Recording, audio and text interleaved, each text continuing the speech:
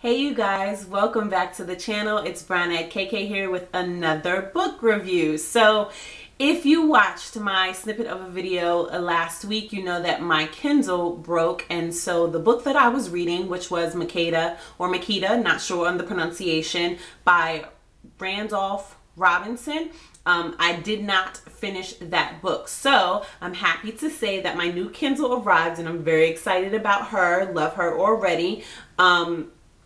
And I have started reading Makeda by Randolph Robinson again. So I will be reviewing that book on Wednesday as scheduled. In the meantime, though, I did read two books, one that was lent to me by a coworker and one that I showed in my haul video last week or the week before, one or the other. I'm not quite sure when that was.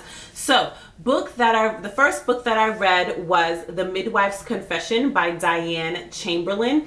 And the description will be below as always. So The Midwife's Confession is a book about a midwife by the name of Noelle, and in the first chapter of the book, Noelle commits suicide.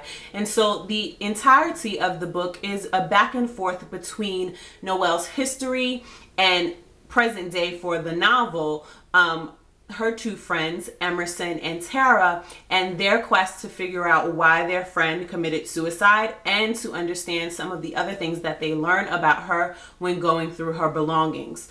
So I didn't like this book. I felt like the author tried too hard to put twists and turns that were kind of predictable in the plot, and that made it kind of unenjoyable for me. There was only one surprise to me, and that was at the very end, and I had kind of figured it out but not quite figured it out, so it was a little bit surprising.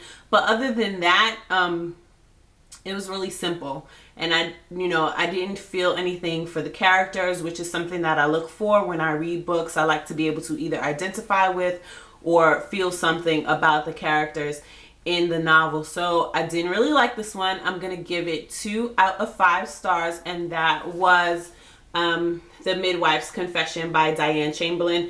Description in the description box. The second book that I read was Her Fearful Symmetry by I cannot pronounce his name, Audry Audrey Niffenegger.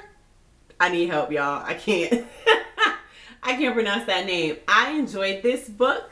The book is about 2 sets of twins.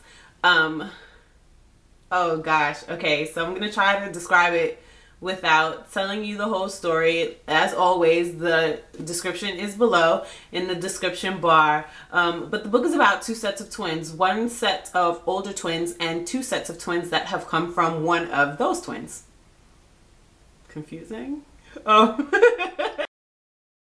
So Her Fearful Symmetry, the bulk of the novel concentrates on Julia and Valentina Poole, who are the daughters of Eddie, which we learn has a twin by the name of Elspeth.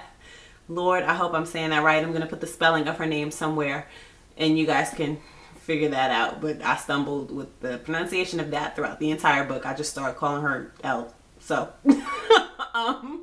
Elspeth, who are fractured twins, meaning their relationship, they haven't really spoken in a very long time, and we find out why in the book, which I kind of figured out beforehand. But the beautiful thing about this book, unlike the other book, was that there were so many storylines, and the blending of those storylines made you not even care about what happened to the original set of twins, Elspeth and Eddie, because you were concentrating on other characters and other storylines and the blending of those things together. So synopsis: Elspeth dies of cancer in England, London, and she leaves all of her possessions to her nieces, the mirror twins, Julia and Valentina, on the request that they come and live in her flats for a year after they turn 21. And so we follow the Mirror twins as they move from Chicago and away from their mother and father. And they, at the age of 21, to London to live in the flat of their aunt, who they have never met or don't remember meeting. And the book is the story of that relationship between Julia and Valentina, their interaction with the people that knew their aunt, Elspeth, or Elle, as I called her throughout the book, and then the revelation of the issue that separated their mother and their aunt in the first place. So like I said, this book was beautifully written. The storylines of the neighbors were all blended together well with the main storyline of Julia and Valentina. There's a big twist and interesting turn in the book where we get to know Elle on a strange level, but a good level. And then the ending was great. So I'm gonna give this book 4 out of 5 stars. And once again, that was Her Fearful Symmetry by Audrey.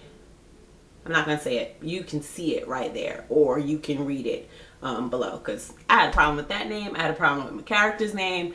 I was just having problems with pronunciation altogether. So I'm glad I got to read those 2 books while I was waiting for my Kindle. And so now I have my Kindle and I can finish Makeda or Makita. I think I'm about 30% done with that one, and it's kind of hard for me to read, but I'll get into that on Wednesday when I do that review. Thanks for holding down and sitting in there or sticking in there with me while I was Kindleless, because I was so distraught. And so I'm just glad to have my Kindle back. I'm glad to be able to highlight.